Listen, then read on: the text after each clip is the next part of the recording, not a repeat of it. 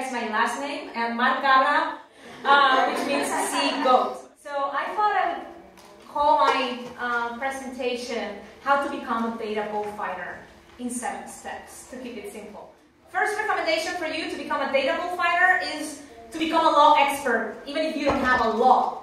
And this is a website that I wanted to share with you. It's called RTI Ratings. They've compiled every single freedom of information law that exists in the world. I don't know if you've heard about the Aarhus Convention. This is another law that is related to access to information, and therefore you can get data thanks to the Aarhus Convention. Well, a lot of people tell me, oh, but the government is lying, therefore we should not trust that data.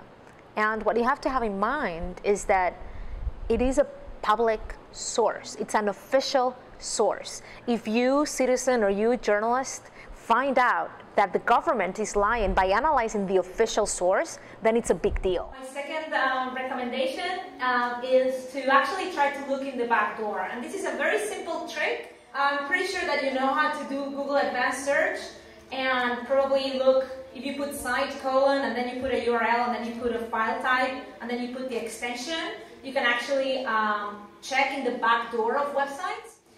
Third is that you really need to know your PDFs. So you really need to know the differences about PDFs and how to work with them, because that would make you fail or succeed. I guess my fourth recommendation is study the Gazette.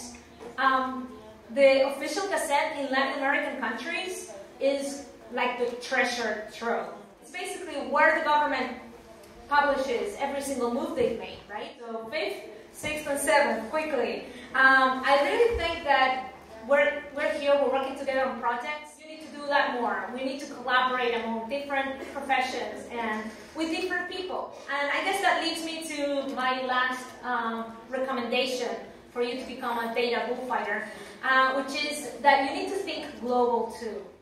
For example, at the ICIJ, we're a network of reporters. We're more than 175 reporters in more than 60 countries. And we work together to do global stories, stories that cross borders. So I think many journalists have only worked with journalists, or with nobody. There are a lot of lone wolves.